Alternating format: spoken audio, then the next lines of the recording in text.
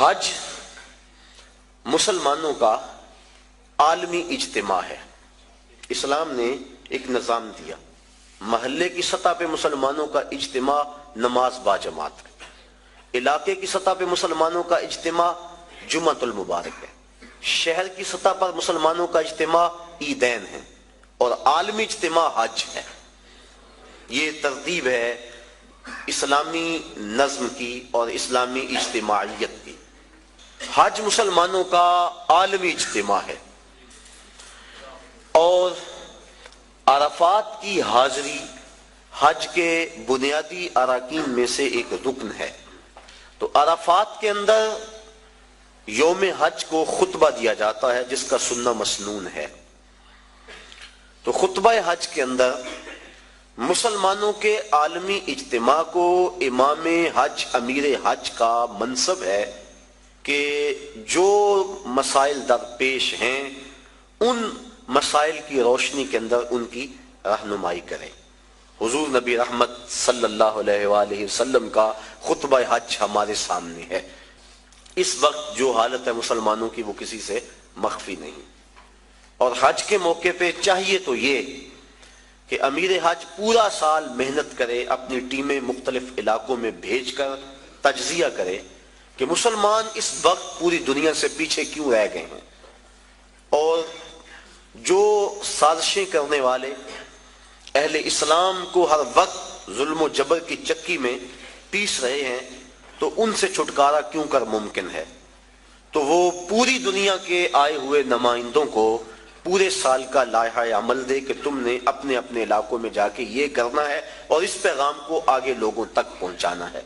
پھر پورا سال اس کی نگرانی ہوتی رہے، اور سال کے بعد تجزیہ کیا جائے کہ کمی بیشی کیا ہے، کتنے فوائد ہوئے، اور کہاں تک ہم نے اپنا ہدف حاصل کیا، اور ترمیم و تنسیق کے ساتھ نیا منصوبہ، نیا لائحہ عمل لوگوں کے سامنے رکھا جائے، اور دنیا کے کونے کونے سے آئے لوگ حرم کے اس تحفے کو اپنے ساتھ لے جائیں اور پوری دنیا پر پھیلا دیں۔ جب سے برٹش گورنمنٹ کی نوآبادیاتی وزارت کے جاسوسوں نے سلطنت عثمانیہ کو توڑا اور اسلام کی اجتماعیت پر چرکا لگایا، تو اسلام کا یہ جو نظام ہے یہ کافی حد تک کمزور پڑ گیا۔ علامہ اقبال پھوٹ پھوٹ کے روئے تھے، دیکھ مسجد میں شکست رشتہ تسبیح شیخ، اور بت کدے میں برہمن کی پختہ زناری بھی دیکھ، چاک کر دی ترک نادان خلافت کی قبا، سادگی مسلم کی دیکھ اوروں کی عیاری بھی دیکھ۔ یہ ایک الگ دکھڑا ہے، الگ کہانی ہے کہ مسٹر ہیمفر کس طرح یہاں داخل ہوا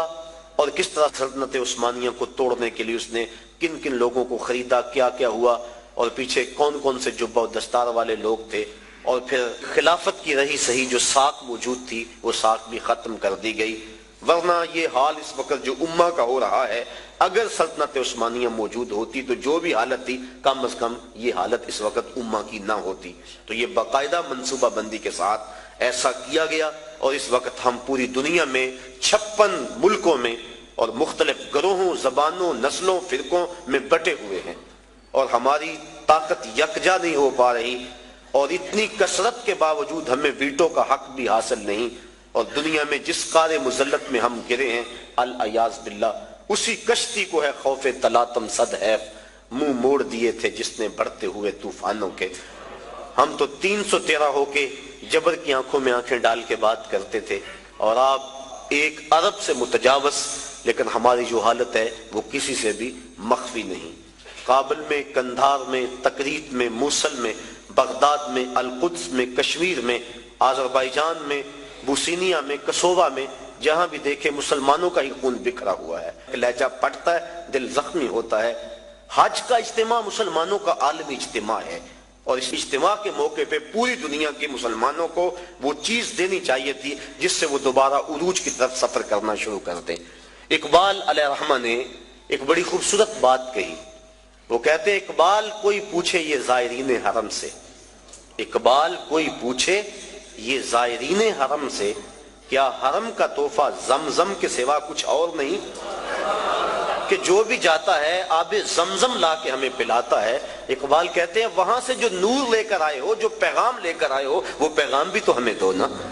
کھجوریں اور آب زمزم ہمیں پلا دیتے ہو، حرم کا اور بھی تحفہ ہے جو لینے کے لیے تم وہاں گئے تھے۔ تو یہ بنیادی ایک مقصد ہے کہ مسلمانوں کا عالمی اجتماع ہے، اور عالمی لیول کے جو مسلمانوں کے مسائل ہیں، میں یہاں گفتگو کروں یا میں عملی طور پہ کوشش کروں، اس سے کچھ بہتری تو آ سکتی ہے، لیکن عالمی مسائل کا حل وہاں سے ہے۔ اور اگر عرب اس کے لیے اپنے آپ کو تیار کریں اور جرأت اور پامردی کا مظاہرہ کریں اور دن رات ایک کر دیں اور منصوبہ بندی کریں اور حج کے موقع پہ اس پیغام کو لوگوں تک پہنچائیں، تو مسلم امہ پھر متحد ہو سکتی ہے، اور وہ خواب جو کہ اسلام کی نشت ثانیہ کا خواب ہے وہ شرمندہ تعبیر ہو سکتا ہے۔